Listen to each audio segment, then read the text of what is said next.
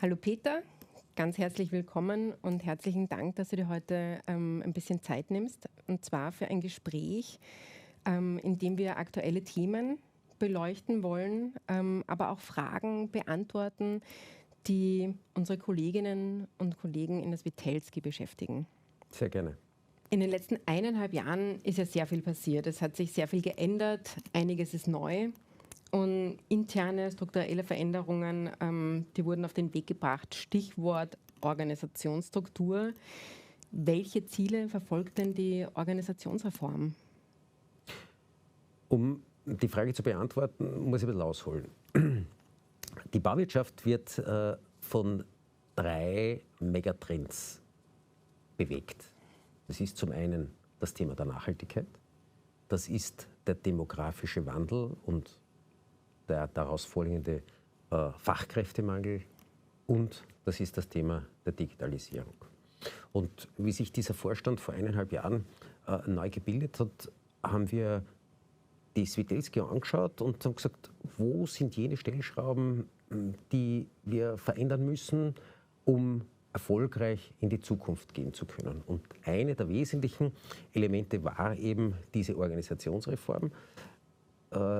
Die Switelski ist in den letzten 10 Jahren enorm gewachsen, ist von einem Familienbetrieb zu einem Konzern geworden und diese Konzerne verlangen einfach eine andere Organisationsstruktur, um effizienter agieren zu können, um Themen nur einmal denken zu müssen, um dann umgesetzt zu werden und das ist eigentlich das Grundprinzip und die Grundstruktur der Organisationsreform. Was natürlich dann noch dazu kommt, ist, aufgrund dieser Dezentralität unserer Einheiten haben wir es über viele Jahre nicht geschafft, aus diesen einzelnen Silos herauszukommen und die Wertschöpfungstiefe, die Zusammenarbeit über die einzelnen Grenzen der Organisationseinheiten, der alten Filialen zu bewerkstelligen. Das soll jetzt mit dieser Neustrukturierung über die Geschäftsbereiche funktionieren. Neben diesen strukturellen Änderungen, da hat sich auch das Erscheinungsbild der Switelski gleichzeitig mit geändert. War das wirklich notwendig? Natürlich war das notwendig, sonst hätte man es nicht gemacht. Aber Spaß beiseite. Natürlich, wir wollen als Switelski als moderner, innovativer und flexibler Konzern erscheinen.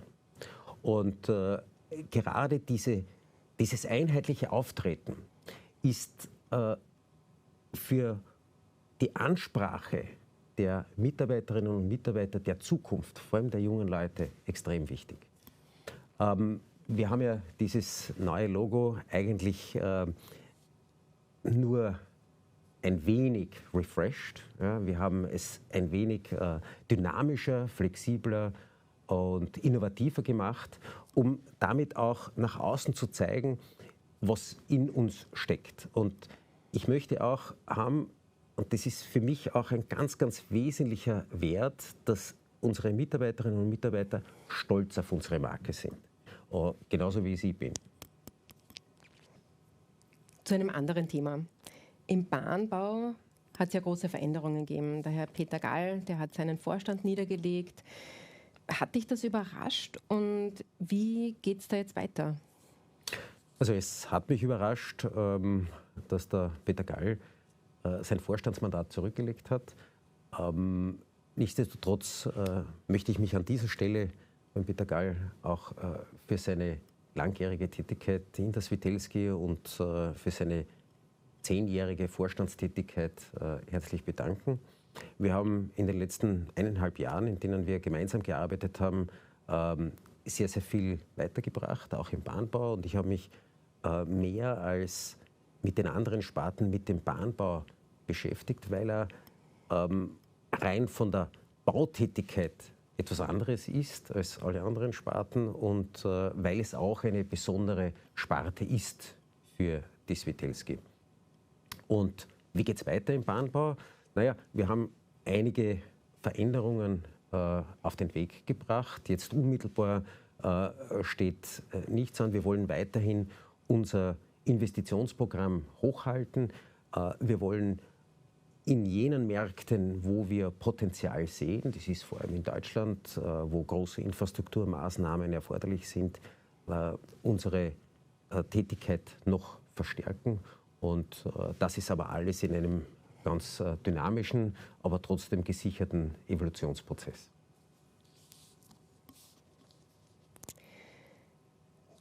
Das Interview zeichnen wir ja im Hauptquartier von der Microsoft auf. Warum gerade hier? Naja, erstens einmal gibt es hier einen wunderbaren Raum, wo man dieses Interview aufzeichnen kann. Aber Microsoft ist ja mehr als nur ein Geschäftspartner. Microsoft ist für uns ein Innovationspartner und es geht über die Themen von Office 365 hinaus. Das Bauwesen hat irrsinnig viele Daten zur Verfügung. Und diese Daten werden auf den einzelnen Baustellen aufgezeichnet, natürlich auch in den Zentralen aufgezeichnet. Wir sind in 21 Ländern unterwegs mit ganz, ganz vielen Standorten und auf all diesen Standorten werden Daten zur Verfügung gestellt bzw. werden Daten generiert. Nur diese Daten in unseren Unternehmen, und das ist eigentlich bei allen Bauunternehmen meiner Erfahrung nach so, sind diese unstrukturiert. Und gerade hier bietet Microsoft den Vorteil, zukunftsfähig diese Daten durch künstliche Intelligenz, durch den Einsatz von künstlicher Intelligenz zu strukturieren. Ja? Für uns ist immer wichtig, dass die Daten, die wir produzieren, auch bei uns bleiben. Und das ist mit der Zusammenarbeit mit Microsoft sichergestellt. Und wir können mit der Analyse hoffentlich relativ rasch unsere Schlüsse ziehen und unsere Effizienz steigern, weil darum geht es in Wirklichkeit.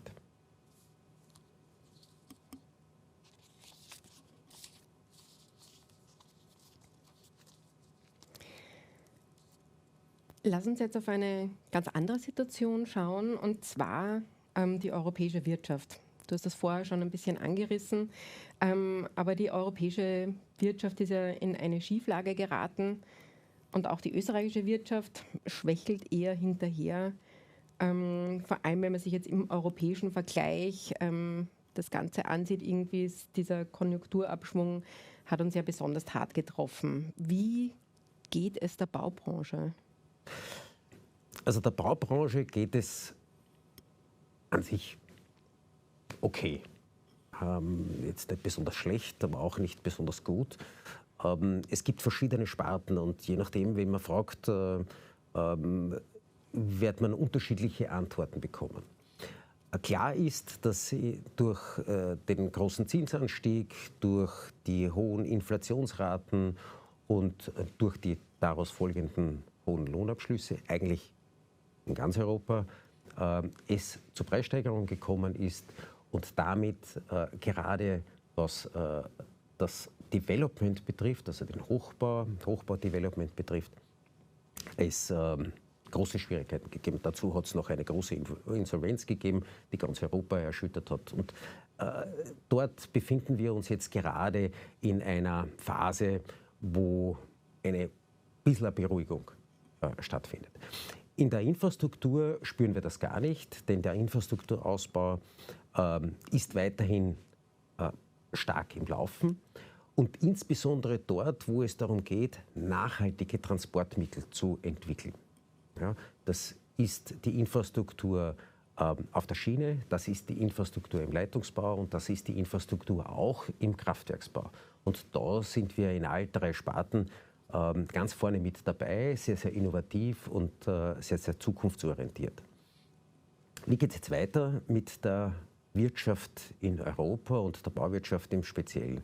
Also ich sehe durch die Trendwende im Zinsbereich eine mittelfristige Verbesserung im Hochbau, weil gerade der Wohnbau ist etwas, wo kein Staat in Europa zurückstecken kann.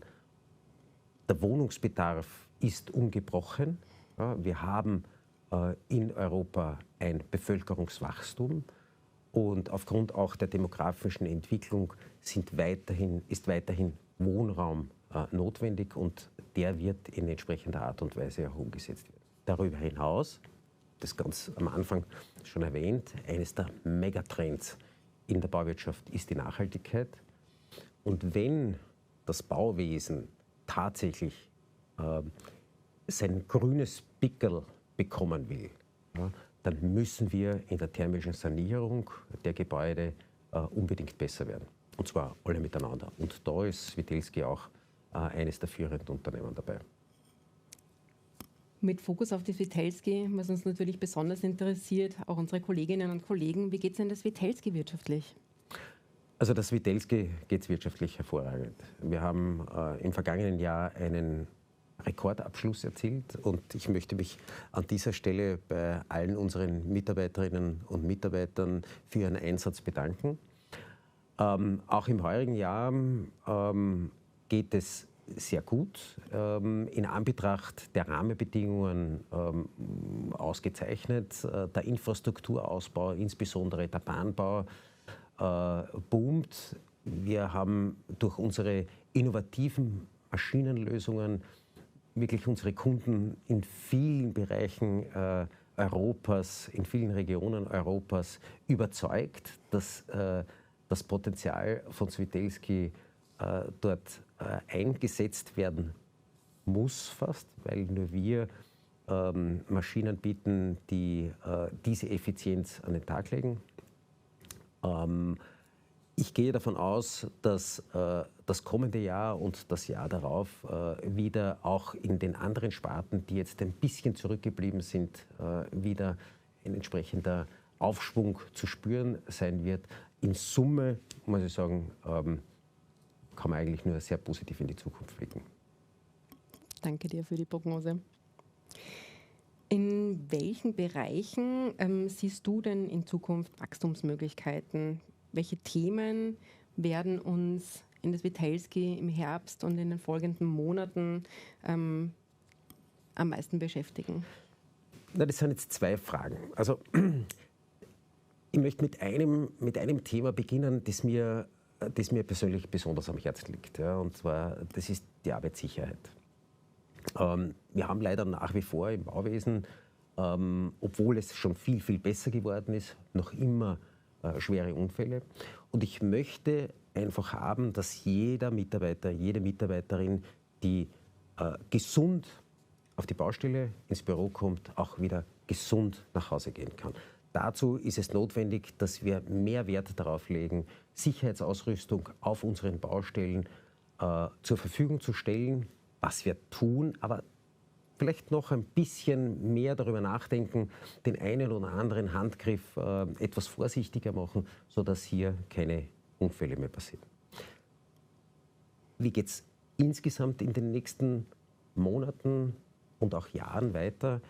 Auch hier wieder das Thema der Effizienzsteigerung. Der demografische Wandel beeinflusst unser Geschäft unglaublich. Die Babyboomer aus den 60er Jahren gehen jetzt langsam in Pension und es kommen nur zu wenige Mitarbeiterinnen und Mitarbeiter nach. Das heißt, also einer unserer großen Ziele muss es sein, eine Effizienzsteigerung an den Tag zu legen. Deshalb auch die Organisationsreform, über die wir schon gesprochen haben. Das ist natürlich auch ein Effizienzsteigerungsschritt. Und auf der anderen Seite ist es natürlich die Nachhaltigkeit. Ja? Nachhaltige Produkte zu entwickeln, nachhaltige Gebäude zu entwickeln, Bestandsgebäude zu sanieren, die Kreislaufwirtschaft zu fördern. Ja, diesen Begriff habe ich noch nicht erwähnt. Kreislaufwirtschaft ist etwas aus meiner Sicht nur zu Logisches, dass ich Gebäude, Objekte, die ich bereits errichtet habe, wieder als Wertstoffspeicher für zukünftige Projekte ansehe und Materialien, die wir dort gewinnen können, aufgrund dessen, dass dieses Gebäude jetzt schon in die Jahre gekommen ist und nicht mehr revitalisierbar ist, dass wir diese Wertstoffe wieder für den Bau neuer Objekte errichten können. Aktuell steht auch der Bau der neuen Konzernzentrale der Switelski in Linz bevor. Was uns natürlich total interessiert, gibt es da irgendwelche Neuigkeiten? Ja, wir haben im August unsere Einreichung abgegeben, in 7 Papierorten, wie man mir berichtet hat. Und wir haben die Baugenehmigung noch nicht bekommen, aber wir sind jetzt ganz, ganz intensiv in der Vorbereitung des Gebäudes, und zwar in der Kalkulation des Gebäudes, in der Optimierung, in der bautechnischen Optimierung. Die nachhaltige Optimierung, die haben wir ja schon vorgeschaltet mit dem Architekten Feichtinger gemeinsam und mit Expertinnen und Experten haben wir uns wirklich darauf fokussiert, einen Goldstandard für dieses Gebäude zu bekommen, indem wir das Grundwasser als thermischen Speicher nutzen, indem wir PV-Anlagen installieren, indem wir auch grüne Elemente in das Gebäude und rundherum für unsere Mitarbeiterinnen und Mitarbeiter installieren. Also ich bin wirklich sehr, sehr stolz und dieses Gebäude soll auch ein Ausdruck sein der Innovationskraft und unseres Spirits, in der Switelski nachhaltig bauen zu wollen. Und ich glaube, das wird uns ganz gut gelingen. Ja, vielen Dank für die Neuigkeiten. Hast du zum Abschluss von diesem Interview noch eine Botschaft für unsere Switelskis? Ja, die Grundbotschaft ist, der Switelski geht's gut. Es macht unglaublich Spaß, in so einem dynamischen, innovativen und zukunftsorientierten Team zu arbeiten. Wenn ich mir die Rahmenbedingungen, die jetzt derzeit schon besprochen, wirtschaftlich um uns herum passieren bzw. gegeben sind, dann muss ich sagen, steht die Switelski wie ein Fels in der Brandung da und ist mit Sicherheit eine Vorreiterin, alles was zur Schaffung eines nachhaltigen Europas wirken kann. Wir sind ein innovatives, wir sind ein dynamisches, wir sind ein top ausgestattetes Unternehmen, sowohl personell als auch finanziell, als auch von unserer Innovationskraft. Und das stimmt mich eigentlich für die Zukunft sehr, sehr zuversichtlich. Ja, vielen Dank. Peter, danke für das Gespräch. Danke für deine Einschätzungen und deine Ehrlichkeit.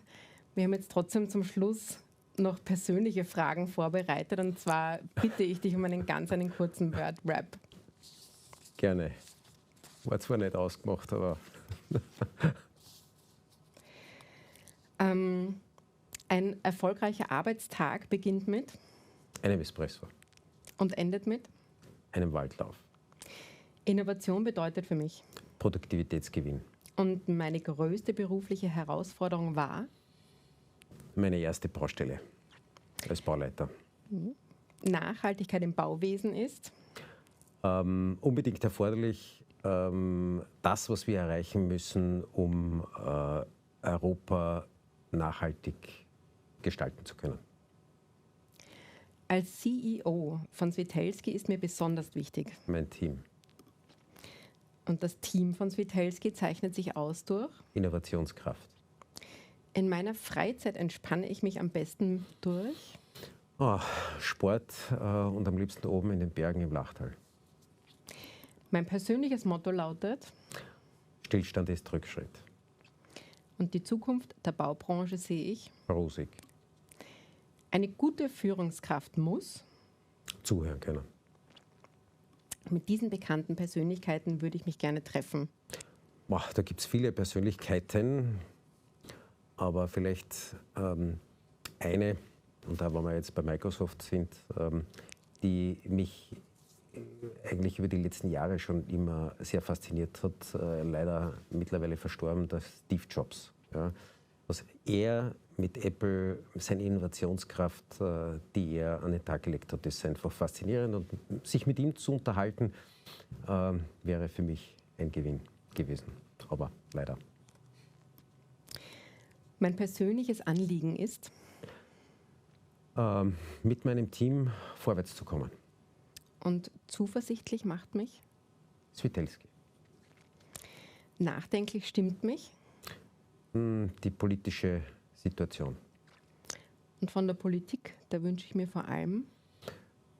Also in Österreich haben wir ja gerade Regierungsbildung. Da wünsche ich mir ganz klar, und das habe ich auch ausgesprochen, einen Bautenminister, also ein Ministerium, das alle Bauaktivitäten bündelt. In Europa wünsche ich mir Deregulierung.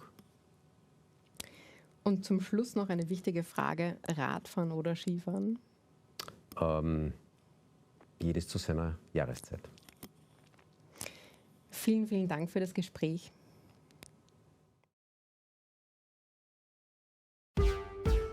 Sweetelski, building ever better.